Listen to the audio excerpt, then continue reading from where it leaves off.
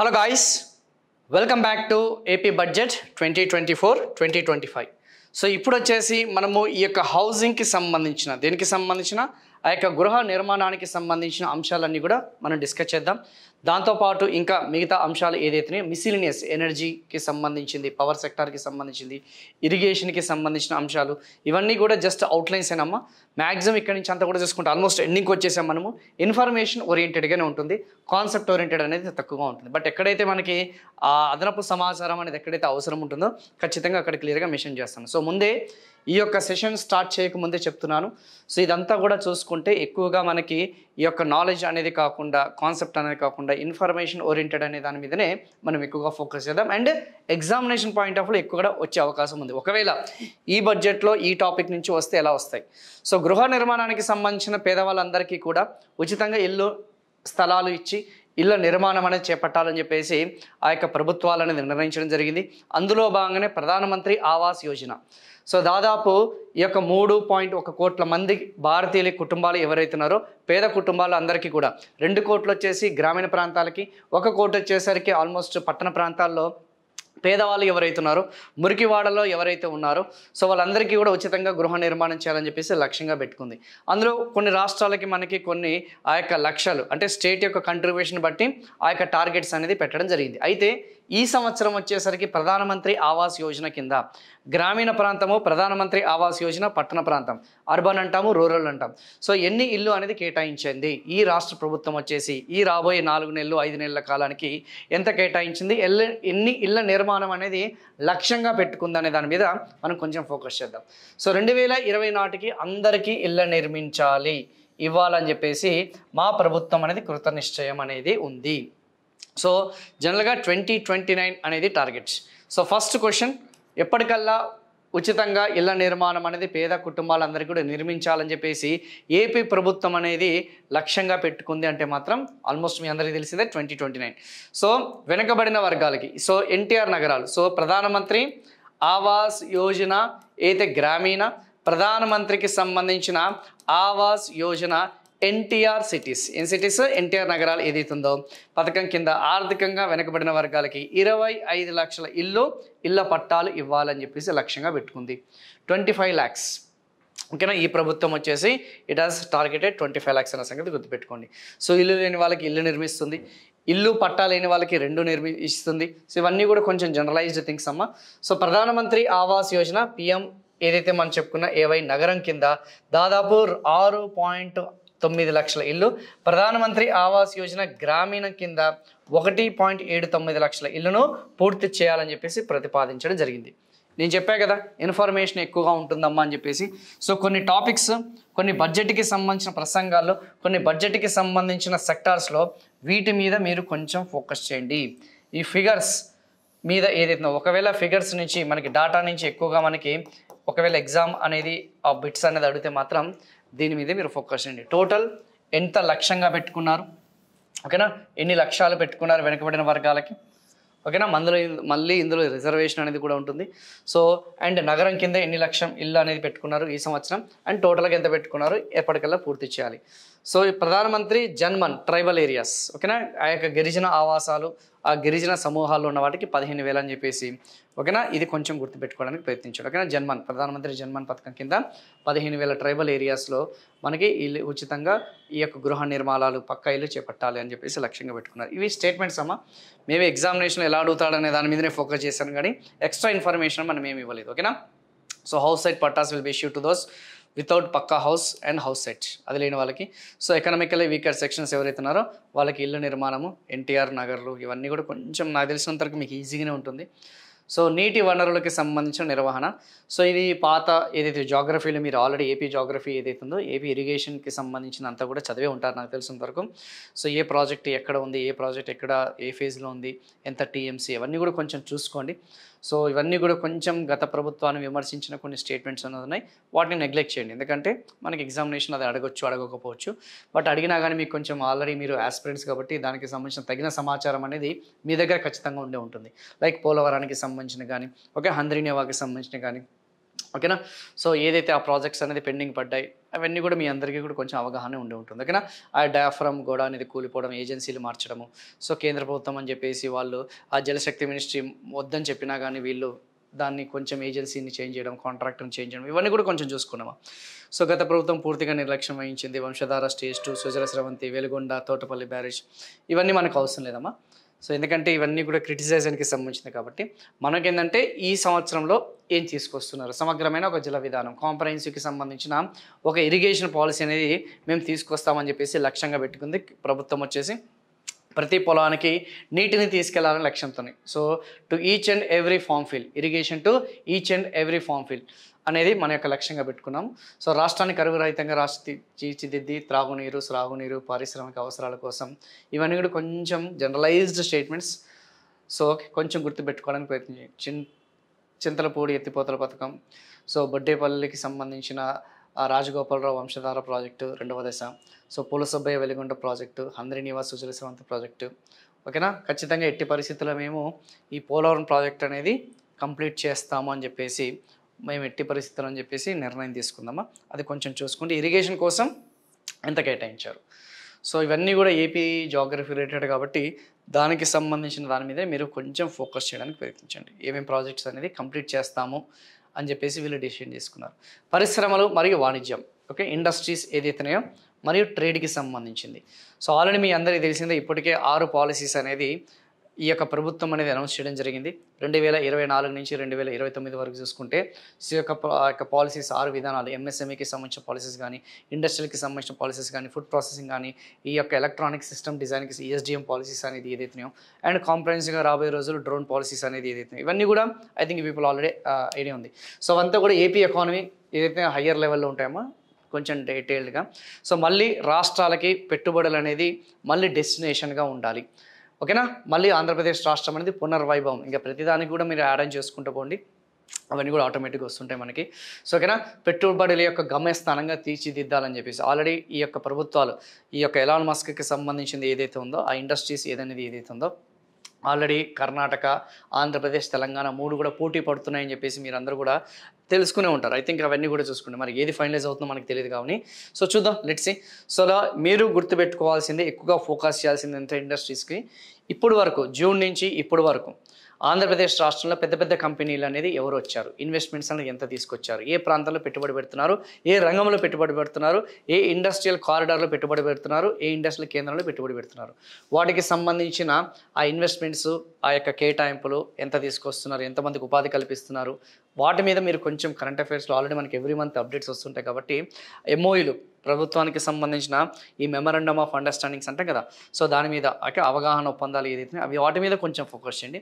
So అదే చెప్తుంది ఇక్కడ, పారిశ్రామికాభివృద్ధి అనువైన వాతావరణం కల్పించడంపై మా ప్రభుత్వం దృష్టి సారించింది. పెట్టుబడిదారులు మరియు ఔత్సాహిక పారిశ్రామికవేత్తలను ప్రోత్సహించి తద్వారా వివిధ రంగాలు ఉపాధిని కల్పించే దిశగా నూతన విధానాలు రూపొందించడం జరిగింది.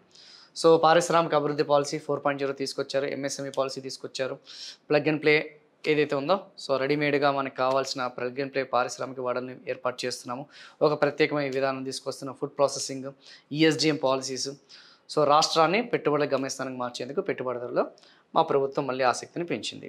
సో ఎంత కేటాయిస్తున్నాం ఇండస్ట్రియల్ సెక్టర్, ఆ ఇన్ఫ్రాస్ట్రక్చర్ ఏపీ అయింది కదా, ఆంధ్రప్రదేశ్ ఇండస్ట్రియల్ ఇన్ఫ్రాస్ట్రక్చర్ డెవలప్మెంట్ కార్పొరేషన్కి ఎంత కేటాయిస్తున్నాము, సో వాటి యొక్క మౌలిక సదుపాయాల కల్పన కోసం ఇవన్నీ కూడా ఎన్ని కోట్లు కేటాయిస్తున్నాం అనేది కొంచెం చూసుకోండి చాలు. ఓకేనా? సో ఇది జనరల్గా చెప్పే కదమ్మా, ఎనర్జీకి సంబంధించింది. సో మేము నూతనమైన ఒక సమగ్రమైన ఏపీ ఇంటిగ్రేటెడ్ క్లీన్ ఎనర్జీ పాలసీని తీసుకొస్తాం. ఇది కూడా అంతేనమ్మా, ఇది కూడా నాకు తెలిసినంతవరకు మనకి ఎన్వైరన్మెంటల్కి సంబంధించిన కానీ ఈ పాలసీస్ అనే దాని మీద మీరు కొంచెం డీటెయిల్గా చదవండి. రాయితీలు ఇస్తారు, పెట్టుబడికి సంబంధించిన రాయితీ, ల్యాండ్ భూమికి సంబంధించిన రాయితీ అనేది ఇవ్వడము. ఓకేనా? సో ఎలక్ట్రిసిటీకి సంబంధించిన రాయితీ అనేది ఇవ్వడము, విద్యుత్ రాయితీ అనేది ఇవ్వడము, స్టాంప్ డ్యూటీ రిజిస్ట్రేషన్ ఎగ్జామ్షన్స్ ఇవ్వడము, రిజర్వేషన్స్ కల్పించడము, క్యాపిటల్ లింక్డ్ సబ్సిడీస్ అనేది ప్రొవైడ్ చేయడము. ఓకేనా? సో అది కాకుండా వడ్డీ రాయితీలు అనేది ప్రకటించడము, ఇవన్నీ కూడా చూసుకుంటే ఎస్జిఎస్టీ నుంచి ఎగ్జామ్షన్స్ అనేది ఇవ్వడము, వాటర్ సప్లైస్ నుంచి మనకి తక్కువ ధరకే నీరు అందించడం, ఇవన్నీ కూడా ఇందులో భాగంటాయి. ఎనర్జీ పాలసీస్లో కానీ ఇండస్ట్రియల్ పాలసీస్లో భాగంటాయి.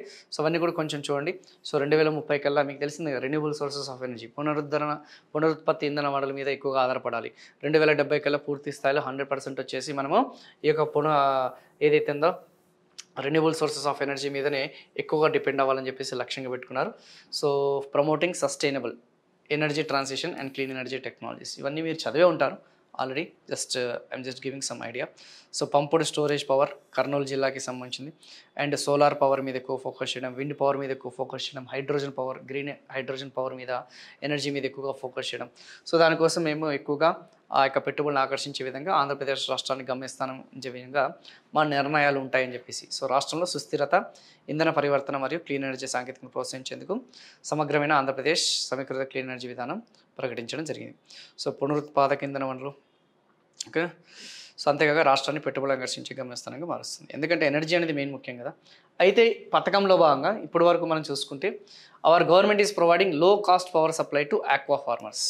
ఈ ఆక్వా ఫార్మర్స్ ఎవరైతున్నారో, ఆక్వా రైతులు ఎవరైతున్నారో వాళ్ళకి అతి తక్కువ ధరకే మేము కాస్ట్ అనేది అందిస్తున్నాము. And free power of 200 units per month to every house hold in SC ST colonies. 200 యూనిట్ల వరకు గత ప్రభుత్వానికి సంబంధించింది ఇది కంటిన్యూ చేస్తున్నాము. 200 యూనిట్లు అనేది ఏదైతే SC ST కాలనీలో ఎక్కడైతే ఉందో వాళ్ళకి ఉచితంగా ఫ్రీ కరెంట్ ఇస్తున్నాం. ధోబీ ఘాట్లు ఏదైతే ఉందో run by BPL Rajaka community, hair cutting salons, Nayi Brahmins, ఆ షాప్స్ అనే వాళ్ళకి కూడా మేము ఉచితంగా ఆ యొక్క కన్సెషనల్ పవర్ అనేది ప్రొవైడ్ చేస్తున్నాం ఫ్రీ, ఓకేనా. 200 యూనిట్స్ వరకు ఫ్రీ. తర్వాత వచ్చేసి కన్సెషన్ టారిఫ్ అనేది మేము ప్రొవైడ్ చేస్తున్నాం అనేది. సో అలా ఎనర్జీ డిపార్ట్మెంట్ ఏదైతే ఉందో దానికి 8,207 కోట్లు అనేది కేటాయిస్తున్నాము. సో చెప్పే కదమ్మా, ఇక్కడి నుంచి అంతా కూడా ఎక్కువగా సమాచారమే ఉంటుంది, ఓకేనా. ఇవన్నీ కూడా మీకు ఆల్రెడీ తెలిసిందే. సో గత ప్రభుత్వం వచ్చేసి 10,000 రూపాయలు ఫైనాన్షియల్ అసిస్టెన్స్ అనేది ఇవ్వడం అనేది కూడా చూసుకోండి, ఓకేనా. మా ప్రభుత్వం ఆక్వా రైతులకి తక్కువ ధరకే విద్యుత్ సరఫరా చేస్తూ షెడ్యూల్ ఇవన్నీ కూడా చెప్పుకున్నాం కదా. 8,200 కోట్లు, ఓకేనా. రవాణా, రోడ్లు మరియు భవనాలు, R&B డిపార్ట్మెంట్. సో ఇప్పుడు వచ్చేసరికి మనకి రోడ్లు, రవాణా మరియు భవనాలు, R&B, రోడ్స్ అండ్ బిల్డింగ్స్ అనేది ఏదైతుందో దాని గురించి మనం చర్చించుకుందాం. ఎస్పెషల్లీ పర్టికులర్గా మనకి ఇక్కడ మనం తెలుసుకోవాల్సింది ఏంటంటే ఈ యొక్క Amaravati outer ring road express way అనేది ఏదైతుందో దానికి మళ్ళీ కేంద్ర ప్రభుత్వం అనేది పచ్చ జెండాను చూపింది, రివైవ్ చేసింది. సో నిధులు అనేది కేటాయించడం జరిగింది. సో దాదాపు మనకి 189 కిలోమీటర్లు, if I'm not wrong, almost 189 కిలోమీటర్స్కి సంబంధించిన ఆ long outer ring road express అనేది ఏదైతే ఉందో సో దానికి మళ్ళీ కేంద్ర ప్రభుత్వం అనేది అప్రూవల్ అనేది ఇచ్చిందన్న సంగతి గుర్తుపెట్టుకోండి, ఓకేనా. మళ్ళీ పునర్వైభవం అని తీసుకోండి. క్యాపిటల్ సిటీ అనేది ఔటర్ రింగ్ రోడ్ అనేది ఇస్తుంది. The project will link the capital with other parts of the state, Boost regional connectivity, ప్రాంతీయ కనెక్టివిటీ ఏదైతే ఉందో సో ఆ యొక్క అనుసంధానం చేస్తుంది ఆ యొక్క ఏదైతే ప్రాంతీయ డిస్ట్రిక్ట్స్కి అనేది. And economic development in Andhra Pradesh చాలా కీలకమైన పాత్ర అనేది పోషిస్తుంది. లైక్ హైదరాబాద్ రాగానే మీకు ఔటర్ రింగ్ రోడ్ తెలుసు కదా. సో ఈ యొక్క ఎక్స్ప్రెస్ వే అనేది మన రాష్ట్రంలో 687 కిలోమీటర్ల మేర 6 వరుసల జాతీయ రహదారులు ప్రాజెక్టులు పనులు ఎంతో పురోగతిలో ఉన్నాయి. సో 6 లేన్ హైవేస్ అనేది ఏదైతున్నాయో, ఏం లేన్ హైవేస్, 6 లేన్ ఏదైతే ఉందో హైవేస్ అనేది ఎక్కడెక్కడ ఉన్నాయి, ఏ రూట్స్ ఉన్నాయి అనేది ఇది జాగ్రఫీ రిలేటెడ్, బట్ స్టిల్ బడ్జెట్లో మెన్షన్ చేశారు కాబట్టి ఖచ్చితంగా చదవండి అమ్మా. 100% ఎగ్జామ్లో అడుగుతాడు. 6 లేన్ హైవేస్ ఏమేమి ఉన్నాయి, 4 లేన్ హైవేస్ ఉన్నాయి. వీటితో పాటు 4 వరుస జాతీయ రహదారులు, ఓకేనా. 4 వరుసల జాతీయ రహదారులు, 4 లైన్ హైవేస్ ఏదైతున్నాయో అది కూడా ఎక్కడెక్కడ అనేది గుర్తుపెట్టుకోండి. ఇప్పుడు 6 లేన్స్ అన్నాం అనుకో, బెంగళూరు, కడప, విజయవాడ, రాయ్పూర్, విశాఖపట్నం, చిత్తూరు, తాడ్చూరు, రేణిగుంట, నాయుడుపేట, విజయవాడ పశ్చిమ బైపాస్, ఓకే, నాయుడుపేట, తూర్పు కనుపూరు. సో ఇవన్నీ కూడా ముఖ్యమైన రహదారులు ఉన్నాయి. ఇది కాకుండా 4 వరుసల రోడ్లు వచ్చేసి హైదరాబాద్, విశాఖపట్నం, బెంగళూరు, చెన్నై ఎక్స్ప్రెస్ రహదారిలో 165 కిలోమీటర్ల మేర పనులు పురోగతిలో ఉన్నాయి. 4 వరుస రోడ్లు అనేది కొంచెం చూసుకోండి, ఓకేనా. ఇక 4 లేన్ హైవేస్ అనేది 2 రూట్స్ అనేది ఉన్నాయి. అది వచ్చేసరికి 6 రూట్స్ ఉన్నాయన్న సంగతి చాలా క్లియర్గా మనకు తెలిసిపోతుంది, ఓకేనా. సో బెంగళూరు, కడప, విజయవాడ 1, 2, 3, 4, 5, ఆల్మోస్ట్ 6, అవి 6 ప్లస్ ఇవి 2. సో ఇవన్నీ కూడా ఫ్యాక్ట్సే, కొంచెం చూసుకోవడానికి ప్రయత్నించండి, వినడానికి ప్రయత్నించండి. And next one, the government is implementing the mandal connectivity and rural connectivity improvement project. ఇందాకే చెప్పాను స్టార్టింగ్లో ఏమని, మనకు ఒక ఎక్స్టర్నల్ ఎయిడెడ్ ప్రాజెక్ట్ అనేది ఉందమ్మా. ఆ ఎక్స్టర్నల్ ఎయిడెడ్ ప్రాజెక్ట్ అనేది గ్రూప్ 2 వాళ్ళు ఎవరైతే ప్రిపేర్ అవుతున్నారో ఖచ్చితంగా 100% అప్లిప్ ప్రాజెక్టు, APIIT ప్రాజెక్టు, ఓకేనా. సో ఇవన్నీ కూడా మనకి కొన్ని ఎక్స్టర్నల్ ఎయిడెడ్ ప్రాజెక్ట్స్ అనేది ఉంటాయి. So zero budget natural farming ఏదైతే కమ్యూనిటీ బేస్డ్ న్యాచురల్ ఫార్మింగ్ లాంటి ప్రాజెక్ట్స్, ఓకేనా. వాటి మీద కొంచెం RAD ప్రాజెక్ట్స్ ఏదైతే సో వాటి మీద ఏదైతుందో కొంచెం ఫోకస్ చేయడమా, ఎందుకంటే సపరేట్గా ఇచ్చారు. అలా మనకి ఎలాగో బడ్జెట్ అనేది వచ్చింది కాబట్టి సో గ్రూప్ 2 ప్రిపేర్ అయ్యే వాళ్ళు రూరల్ కనెక్టివిటీ, ప్రతి గ్రామానికి అనుసంధానం చేయడం, మండల ప్రాంతానికి ఆ యొక్క మండలకి సంబంధించిన ఆ యొక్క ఏదైతే కేంద్రానికి ఖచ్చితంగా ప్రతి రూరల్ ఏరియా, ప్రతి విలేజ్కి కనెక్ట్ చేయాలన్న ఉద్దేశంతో న్యూ డెవలప్మెంట్ బ్యాంక్ అనేది ఫినాన్షియల్ అసిస్టెన్స్ అనేది ఇస్తుంది. ఎవరు ఇస్తున్నారమ్మా? న్యూ డెవలప్మెంట్ బ్యాంక్ అనేది ఏదైతే ఉందో ఆ న్యూ డెవలప్మెంట్ బ్యాంక్ అనేది ఏం బ్యాంకు? ఆ యొక్క న్యూ డెవలప్మెంట్ బ్యాంక్ అనేది వీళ్ళకి ఫినాన్షియల్ అసిస్టెన్స్ అనేది ఇస్తుందన్న సంగతి గుర్తుపెట్టుకోండి.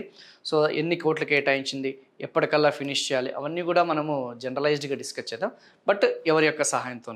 సో ఈ యొక్క న్యూ డెవలప్మెంట్ బ్యాంక్కి సంబంధించిన ఆ యొక్క ప్రాజెక్ట్ అనేది ఏదైతుందో ప్రతి మండలానికి మనకి ఆ యొక్క కనెక్టివిటీ అనేది, ఆ రూరల్ కనెక్టివిటీ అనేది ఇంప్రూవ్మెంట్ చేయాలని చెప్పేసి, సో ఆల్ వెదర్ రోడ్స్ అనేది ఏదైతుందో అన్ని వాతావరణ పరిస్థితుల్లో ఆ రోడ్డు అనేది నిర్మించాలని చెప్పేసి లక్ష్యంగా పెట్టుకున్నాం with the help of this new development bank. So ఇది కాకుండా దీస్ ప్రాజెక్ట్స్ కవర్, మరి ఈ ప్రాజెక్ట్ అనేది ఎంతవరకు కవర్ చేస్తుందని చెప్పేస్తున్నాను, దాదాపు 2522 kilometres of road to provide double lane connectivity between district headquarters and mandal headquarters. District head క్వార్టర్స్కి మరియు మండల్ హెడ్ క్వార్టర్స్కి ఏదైతే మనం చెప్పుకున్నామో 2 lane or double lane, as well as between each mandal నుంచి ఏదైతే ఉందో మండలానికి బట్టు చూసుకున్నా కూడా మనకి 2 లేన్ అనేది ఏదైతే ఉందో ఆ కనెక్టివిటీ అనేది ఇవ్వాలని చెప్పేసి లక్ష్యంగా పెట్టుకున్నారు. సో ఏదైతే మనం చెప్పుకున్న ఈ mandal connectivity and rural connectivity improvement project అనేది ఏదైతే ఉందో RCIP ప్రాజెక్ట్ అనేది ఏదైతే ఉందో అది ఖచ్చితంగా 100% మనకి external aided project. Maybe examination point of వ్యూలో దీని మీద మీరు కొంచెం ఫోకస్ చేయండి, ఓకేనా. ఎక్స్టర్నల్ ఎయిడెడ్ ప్రాజెక్ట్లో భాగంగా ఇది కొంచెం చూసుకోండి, ఏమేమి కనెక్టివిటీ అనేది ఉండాలని చెప్పేసి కొంచెం చూసుకోండి. హెడ్ క్వార్టర్స్ ఏదైతే కనెక్టివిటీ ఉండాలి. నెక్స్ట్ వన్ జనరలైజ్డ్గా ఉంటాయి, వాహనాల త్వరతగిన నడిచేందుకు, అంటే ఫాస్ట్గా మూవ్ అయ్యేందుకు, ఎక్కడ కూడా గుంతలు లేకుండా, ఎక్కడ కూడా ప్రాబ్లమ్స్ అనేది లేకుండా. సో మేజర్ డిస్ట్రిక్ట్ రోడ్స్కి వర్క్స్ ఆర్ బీయింగ్ శాంక్షన్ చేసాము. దాదాపు 2199 కిలోమీటర్. ఐ థింక్ 2025 వరకల్లా ఇవన్నీ కూడా ఫినిష్ చేయాలి అని చెప్పేసి లక్ష్యంగా పెట్టుకుంది. ఏదైతే ఇప్పుడు మనకు చెప్పుకున్నాం కదా, సో టార్గెట్ అనేది 2025 కల్లా ఎన్ని కిలోమీటర్లు? 2199 కిలోమీటర్స్ అనేది మేజర్ డిస్ట్రిక్ట్స్ రోడ్స్ అనేది ఏదైతే ఉందో డిస్ట్రిక్ట్ రోడ్స్ అనేది ఫినిష్ చేయాలని చెప్పేసి లక్ష్యంగా పెట్టుకున్నాం. So the government is also prioritising completion of NABARD funded works for 99 state highways, 134 major district roads. ఇవన్నీ ఫ్యాక్ట్స్ అమ్మ. జిల్లాలకి సంబంధించిన రహదారులు, రాష్ట్రానికి సంబంధించిన రహదారులు నాబార్డ్ యొక్క సహాయంతో. తెలుసు కదా నాబార్డ్ ఏం చేస్తుంది, గ్రామీణాభివృద్ధి కోసం నిధులు అనేది లోన్ల రూపంలో ఇస్తుంది. అవన్నీ కూడా ఫినిష్ చేయాలని చెప్పేసి లక్ష్యంగా పెట్టుకున్నాం అన్న సంగతి గుర్తుపెట్టుకోండి, ఓకేనా. సో ఇవన్నీ కూడా మొత్తంగా చూసుకుంటే I propose an allocation of 9554 crores. ఈ యొక్క R&B డిపార్ట్మెంట్ అనేది ఏదైతుందో, రోడ్ ట్రాన్స్పోర్ట్ బిల్డింగ్స్ ఏదైతుందో మేము ఇంత కేటాయిస్తున్నాము. అండ్ స్టేట్ డిజాస్టర్ మిటిగేషన్ తెలుసు కదా, ఇక విపత్తుల నిర్వహణకి సంబంధించి కూడా ఇందులోనే కలిసి ఉందమ్మా. సో ఏదైనా డిజాస్టర్స్ వచ్చినా, విపత్తులు వచ్చినా, ప్రకృతి వైపరీత్యాలు వచ్చినా, సో ఈ యొక్క నిధులు అనేది దానికోసం 9500 కోట్లు అనేది కేటాయించాం. చెప్పా కదా, ఈ సెషన్స్ అన్నీ కూడా మనకి ఎక్కువగా ఇన్ఫర్మేషనే ఉంటుంది.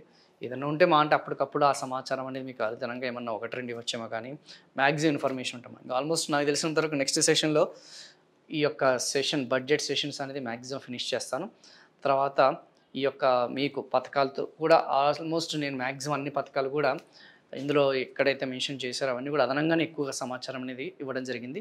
సో డెఫినెట్లీ ఈ యొక్క కాంపిటేటివ్ ఎగ్జామినేషన్స్ ఉపయోగపడతాయి అనుకుంటున్నాను. Let's see. ఇదే కాకుండా మీకు ఏమైనా అదనపు సమాచారం ఏమైనా ఉన్నా గ్యాదర్ చేసుకున్నాము, రిసోర్సెస్ అనేది గ్యాదర్ చేసుకొని మీకంటూ సొంత నోట్స్ అనేది తయారు చేసుకోండి. సో ఆ సొంత నోట్స్ అనేది మీ యొక్క విజయానికి కారణం అవుతుంది, కానీ ఏ పర్టికులర్ ఇన్స్టిట్యూషన్ కానీ ఏ పర్టికులర్ ఫ్యాకల్టీ అనేది కారణం కాదు. ఒకవేళ రేపు మీకు జాబ్ వచ్చిందంటే మీరే దానికి కారణం, కానీ ఎవరు కూడా కాదన్న సంగతి గుర్తుపెట్టుకోండి. సో ఇక్కడతోని ఈ బడ్జెట్ సెషన్ అనేది ఫినిష్ చేస్తాను. Next will going to continue. Okay, thank you so much.